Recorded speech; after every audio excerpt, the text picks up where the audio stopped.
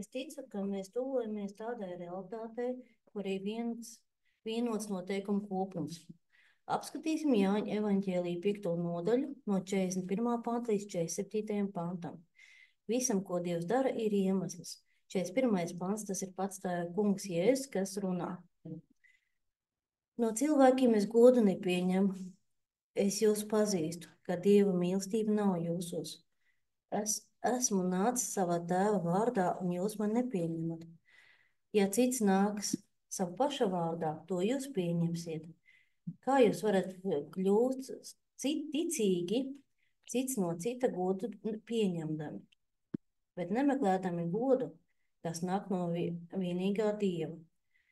Nedomājiet, ka es jūs apsūdzēšu pie tēva. Jums ir apsūdzētājs Mūzes, uz ko jūs esat likuši savu cerību. Jo, ja jūs ticētu Mūzum, jūs ticētu arī man, jo par mani viņš ir rakstījis. Ja jūs neticat viņa rakstiem, kā jūs ticēsiet maniem vārdiem? Apskatīsim šos pantu nodaļas padziļinātāk. Es nesaņemu godu no cilvēkiem, bet es jūs pazīstu, ka jūsos nav Dieva mīlestības. Diezgan spēcīgi vārdi, vai ne? Viņš saka, ka nesaņem šo pagodinājumu. Citiem vārdiem sakot, viņš nemaz nav noraizējies par to, vai viņi viņu godā tādu, kāds viņš ir. Nemaz neuztraucies par to. Viņš sacīja, es esmu nācis tavu tēva vārdā, un jūs man neuzņemat. Ja cits nāks savā vārdā, to jūs pieņemsiet. Kā jūs varat ticēt, ka kas cits no cita saņemat godu, un nemeklējiet to godu, kas nāk tikai no Dieva? Tātad ir pagodinājums, kas nāk tikai no Dieva. Jā, viņš saka, ka tev tā trūkst. Ko viņš vēl saka? Viņš saka, ka nesaprot cilvēka rīcību. Viņi meklē nepareizo lietu, nepareizo identitāti. Nedomājiet, ka es jūs apsūdzēšu tēvam. Ir kāds, kas jūs apsūdz, Mūzes, uz kura jūs paļaujaties. Jo, ja jūs ticētu Mūzum, jūs ticētu man, jo viņš rakstīja par mani. Bet, ja jūs neticat viņam rakstiem, kā jūs ticēsiet maniem vārdiem? Vai zini, ko viņš saka? Es esmu tur, kur tu mācies. To viņš saka. Viņš teica, es esmu tur, viss, kam jūs ejat cauri, Tora, pravieši, ir tas, ko sauc par Tanakhu. Un tas ir absolūti tas, kas es esmu. Kad Dievs teica, radīsim cilvēku pēc sava tēla, kā tu domā, par kuru viņš runāja? Kas ir kopā ar viņu? Es teicu, Dievs, pāriesim pie Jāņa 10. nodaļas. 25. līdz 30. pantam. Jēzus viņam atbildēja, es jums teicu, bet jūs neticējāt. Darbi, ko es daru savu tēvu vārdā, liecina mani. Bet ja jūs neticat, jo jūs neesat no manām avīm. Es vēlos, lai to aptvertu, ko viņš viņiem saka. Viņš viņiem saka, ka viņi nav no viņa avīm. Kas viņi ir, ja nav viņa avis? 27. pāns. Manas avis dzird manu balsi, un es tās pazīstu, un tās man seko. Un es viņam dodu mūžīgo dzīvību. Un tie nekad nepazudīs, un neviens tos neaizraus no manas rokas. Mans tēvs, kas man tos devis, ir lielāks par visiem, un neviens nevar tos izraut no manas tēva rokas. Es un mans tēvs ir viens. Bībele saka, manas avis klausās manā balsī, es tās pazīstu. Viņas man seko. Pastāv atšķirības starp manas avis dzird manu balsi un manas avis klausās manā balsī. Kad bērni auga, māte visu dienu ir ap 4 maziem bērniem. Tāpēc viņa visu dienu dzirdēja mammu, mammu, mammu. Agrāk tas mani padarīja ramīgu. Es sapratu, tas bija pie aizsardzības mehānismus, bet tas joprojām mani tramda. Es atgriezos mājās no darba un dzirdēju mammu, mammu. Es jautāju, ko tu vēlies, mīļumiņ? Redzi, es viņus dzirdēju, bet neklausījos. Es izslēdzu bērnu balsi. Tāpat ir ar bērniem.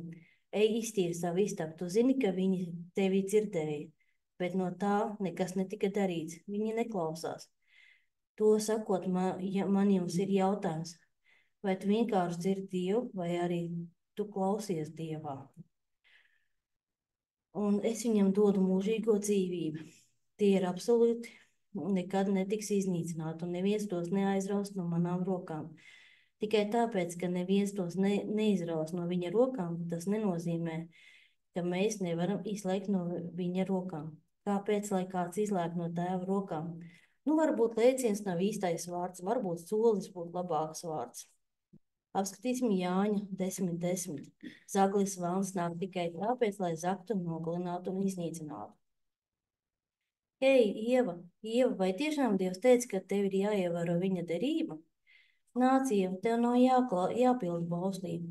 Pāvils teica, ka tu vairs neesi zem likuma lāsta, un nākamā vieta, kur tu atdursi, ir Atklāsmes grāmatā, 3. nodaļa, 5. pants. Kas uzvar, tas būs ģērbies baltās drēbēs, un es viņu vārdu neizdzēsīšu no dzīvības grāmatas. Viņa vārdu es apliecināšu man tēvu un viņa eņģeļu priekšā. Un tavs vārds tiek izdzēsts, jo tu neuzvarēji. Man mācīja, ka tiklīdz esmu izglābta, es esmu izglābta uz visiem laikiem. Es nevaru darīt neko tik sliktu, ka es netiktu debesīs. Bet ko saka Atklāsmes grāmata 3. nodaļa, 5. pants? Kas uzvar, tas tiks ietērts baltās drēbēs.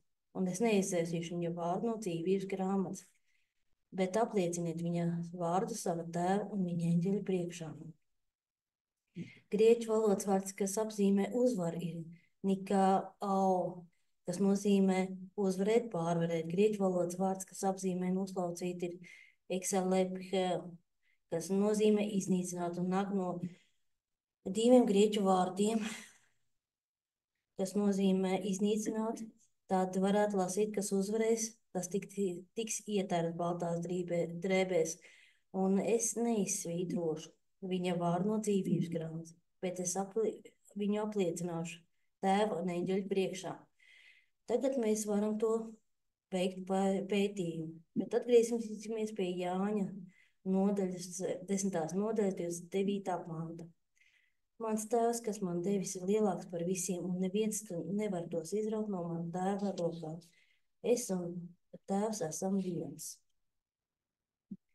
30. pants ir galvenais pants. Es un mans tēvs esam viens. Es vēlos jūs iedrošināt, ķerieties pie tā un ielaist to savā garā. Kāpēc?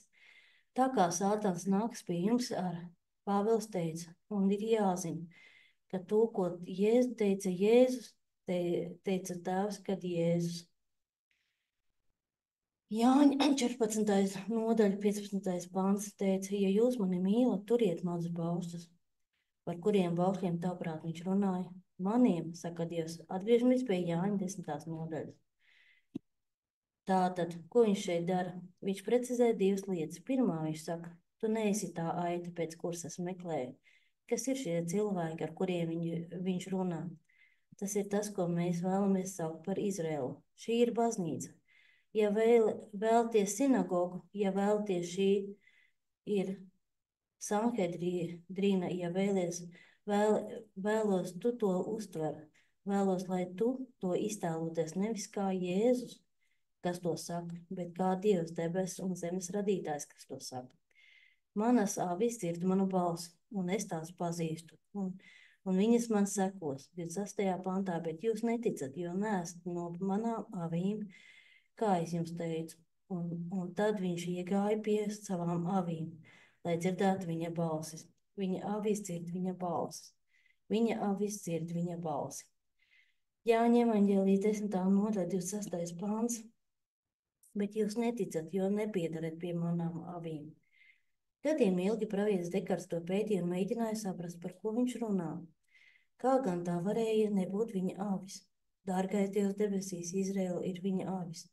Uzmini, mums vienkārši nebija visa patiesība. Mums vienkārši pietrūka daži gabali no puzles, kas trūkst, lai izveidot veselumu. Jēzus atstāja šo vietu un devās uz Tīras un Sidānas apgabalu. Kāda sieviete no Kanānas, kas tur dzīvoja, pienāca pie viņa un lūdza: Kungs, apžēlojies par mani, Dāvida dēls. Mana meita tik nežēlīgi turēta dēmonu varā, bet Jēzus viņai neteica ne vārdu. Tad viņa mācekļi piegāja pie viņa un mudināja viņu: Palaid viņu prom, jo viņa mūs seko un pastāvīgi mūs nomāca savām raudām. Viņš sacīja: Es esmu sūtīts tikai pie Izraēla namu pazudušajām avīm.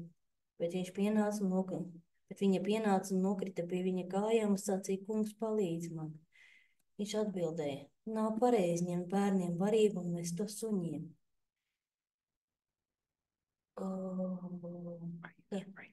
Jā.